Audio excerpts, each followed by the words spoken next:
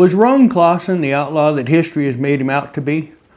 George Clawson claimed that the only thing his brother was guilty of was a poor choice of friends. Moroni, called Rone Clawson, was born in far west Missouri in 1837. Entered the Utah Territory in 1849 when he was 12. Married 10 years later in 1859. In March of 1860, he was rounded up for being in the wrong place at the wrong time in the company of the wrong people and found guilty of grand larceny. He was released a month later. At this time, he was living at his brother's farm in Draper, Utah.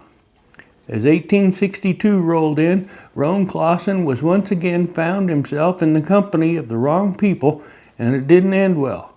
But he was the connection in three main events in the Utah Territory history.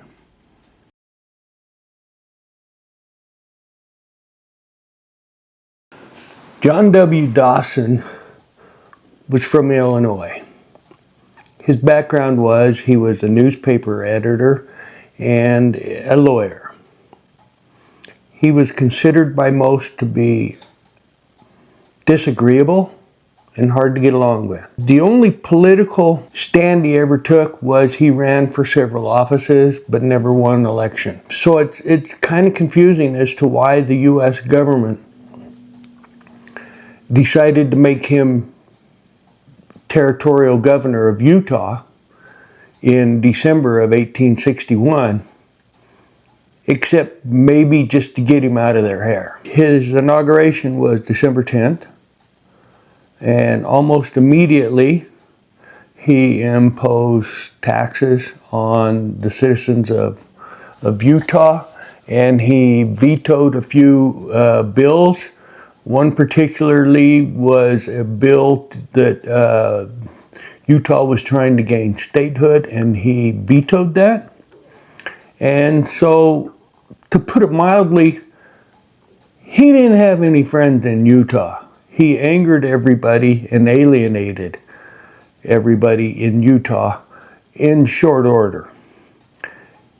So much so that the third week of his office, he secluded himself in his residence, and he was just afraid to go out. And the story came out that during this time, he had made advances towards his housemaid, who was a Mormon widow. And to add to the story, it said that he had offered hush money to her, and she had counseled with Brigham Young over what to do next. So the interesting thing about that scenario is that same narrative was used, the attack of, or the not necessarily attack, the insult of a Mormon wife. That same story was used effectively to spark and to justify the Mormon attack of a wagon train down in Mountain Meadows just 4 years earlier. So it seems to be a common narrative. Anyway, the one thing that John Dawson knew was he had to get out of Utah, and he had to get out now. So on December 31st, 1861, in the evening, John Dawson hired several guards to escort him out of town to 13 miles east to the Mountain Dell stagecoach station, to where he would await an eastbound stage and get on it and leave the territory. One of the guards that he hired was a guy named Lot Huntington, who 2 years before had been involved in a gunfight downtown Salt Lake City with Mormon enforcer Bill Hickman. Both parties were wounded. Another guard that he hired was a guy named Moroni. He went by Rone Clawson. And Rone Clawson, within the last year, had been indicted for grand larceny, most likely rustling. What he was doing free, maybe he was out on bond, maybe it was dismissed for lack of evidence, I haven't found. But anyway, these were two of the guards that escorted him out of town. When they arrived up at Mountain Dell, there were a couple more guards that met with them. And while John Dawson went inside and was waiting for the next stage, the four guards ransacked through Dawson's possessions. And Dawson found out about this and confronted the guards, and they proceeded to beat him within an inch of his life. When the eastbound stage did arrive, they dumped his body inside and sent him on his way. Once Dawson was out of the territory, he drafted a letter to the Utah newspaper, the Deseret News, explaining his attack and named all of his attackers. The Utah authorities issued warrants on all those names, but that's as far as they went. They never sought after the guards, primarily because the common belief in Utah was that Dawson deserved what he got. Dawson returned to his home state of Illinois, and later in his life he penned the first account of the Johnny Appleseed story. 2 weeks after the attack, Lot Huntington and another guy named John Smith walked down into the Salt Lake Valley outside the Gardner Mill area. They found a tied up saddled horse and stole it. Then they proceeded south to Draper, which is where Rone Clawson lived, and they picked up Rone Clawson. And the three men and the one horse headed southwest down to Camp Crittenden, which used to be Camp Floyd. It was the Army post out in Cedar Valley.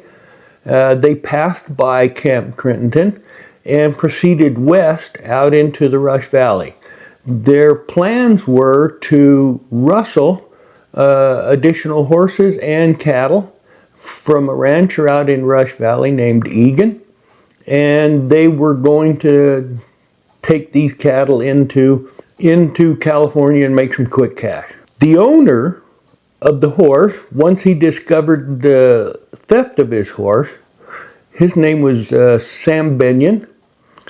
Sam Benyon contacted a friend of his, Porter Rockwell, frontier marshal, mountain man, trapper.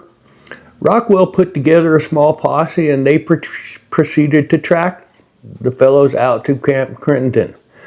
Once they arrived at Camp Crittenden, they discovered that the boys were heading west. Rockwell had an idea that he was going to borrow a stage from Camp Crittenden, and he was going to chase after them in the stage. The thinking was that a traveling stagecoach would be less suspicious than half a dozen riders. So anyway, they arrived at the Faust stage station in Rush Valley just before dawn, and they saw the horse, the mare, tied up out in front of the station. So they surrounded the station and waited for somebody to come out. Eventually, the station owner, Doc Faust, came out, and Rockwell approached him in secret and asked if the three outlaws were inside, to which Faust confirmed that they were having breakfast inside. So Rockwell told him, or asked him, to go inside and inform the outlaws that they were surrounded and to give themselves up. Shortly after that was done, Lot Huntington walked out of the station with revolver in hand, untied the horse, and using the horse as a shield, he proceeded through the yard to the corral gate and started to take the slats down from the gate. At a moment where he exposed himself, Rockwell fired and put 8 buckshots into Huntington's torso. Huntington bled out in less than 4 minutes. Immediately after the shooting, Clawson and Smith Both exited the station with their hands up and were quickly seized. So the dead outlaw and the two prisoners were loaded back up into the station, and they headed back to Salt Lake. As they passed by Camp Crittenden, the station owner there telegraphed the city, telling them of Rockwell's impending return. Once Rockwell arrived in Salt Lake, the two prisoners were turned over to a couple Salt Lake City constables who led them off towards the jail. Shortly after that, Rockwell heard firing out on the streets, and he ran out there to investigate, and he found that Clawson and Smith were both lying dead on the ground, and the two constables' excuse was they were trying to escape. There was a little bit of speculation about that because the examination of the body and the wounds with the powder burns and everything weren't necessarily consistent with somebody who was running away. So anyway, the three outlaws were buried in a pauper's field in the Salt Lake City Cemetery. Now, about a week and a half later, George Washington Clawson, the brother of Rone Clawson, arrived in the city, and he was upset. One, because he had never been informed.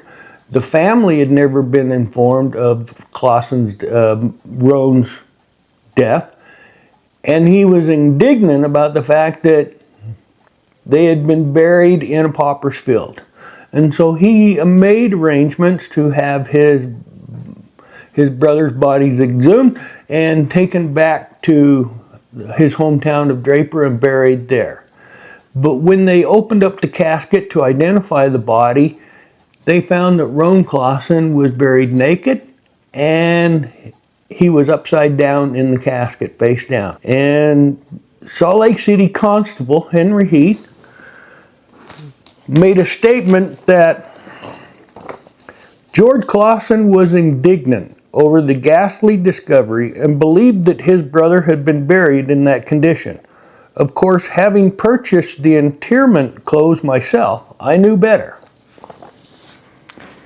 So, Constable Heath started an investigation into what may have happened, and the first place he went to was the cemetery sexton, who told them that the last person who would have seen the body was the gravedigger, Jean Baptiste. So Heath and a couple other officers went to Baptiste's home, and he wasn't there, but his wife was, and she invited the officers into her home. Once they were inside the home, they noticed several boxes filled with dirty, used burial clothes and shoes and whatnot. So they quickly sought out Jean Baptiste and took him out to the Salt Lake City Cemetery and forced a confession out of him. They also had him identify some of the graves that he had robbed, and he pointed to a few, and he directed him towards one particular grave and said, "What about this one?" And John Baptiste denied any involvement with that one, and he says, "Are you sure? Because it's imperative that I know if this grave was robbed." And John Baptiste was adamant about the fact that no, he had not robbed that grave. That particular grave happened to be the 9-year-old daughter of Constable Henry Heath, who had died earlier that year. They did an investigation, and they found that based upon the clothes and items that were in John Baptiste's home, he must have robbed somewhere in the neighborhood of 300 graves over the years that he was a gravedigger. So they arrested Jean Baptiste. The biggest charge that they had, the charges of grave robbery were slim. The basic thing that they had him for was petty theft of the clothes. It was a touchy situation because everybody in the city was appalled and angered by what was going on. And Brigham Young tried to console people, and he counseled that they should just let the dead lay and not try to dig them up and rebury them, and make sure everything was proper, to just just let the dead lay. But what to do with Jean-Baptiste? If they put him in jail, that wouldn't last very long. If they put him in prison, that wouldn't last very long, because his life expectancy would be almost nil in prison. Same thing as if they let him out. They knew that he would be lynched within 48 hours. So what to do with him to meet the legal obligations? So they came upon the plan that they wrote on his forehead something to the effect that he was a grave robber. They wrote it in indelible ink, which is like a tattoo. They banished him to Fremont Island, which is on the north shore, north end of the Great Salt Lake. Now, at the time, Fremont Island was known as Miller's Island, basically because a family named Miller owned that island, and they ran herds of sheep and cattle out on the island. It was a good ground for that. No fences required. So as the Miller boys, ranch hands, boys, whatever, would go out regularly and check on the stock, occasionally they would see Baptiste wandering around on the island. After a few months on a regular inspection, they went out and found that one of their supply shacks had been dismantled, had been torn apart, and they also found the carcass of a 3-year-old heifer that had been skinned. So it was determined that Baptiste had taken apart the shed and tied together a raft with rawhide strips and had escaped the island.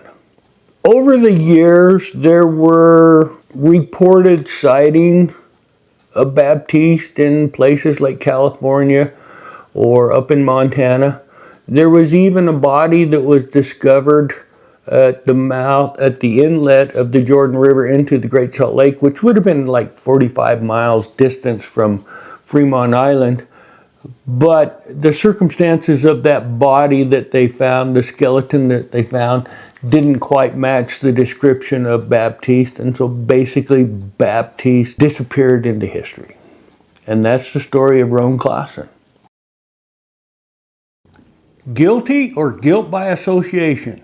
Governor Dawson wrote that he paid Rone Clawson to protect and guide him to the stage station at Mountain Dell, and that upon their arrival, Rone entered the station and never came back out. When the former governor wrote of his attack at the station, he named his attackers and, quote, Rone Clawson the traitor, unquote. By the victim's own words, all Rone Clawson was guilty of was not stopping the attack.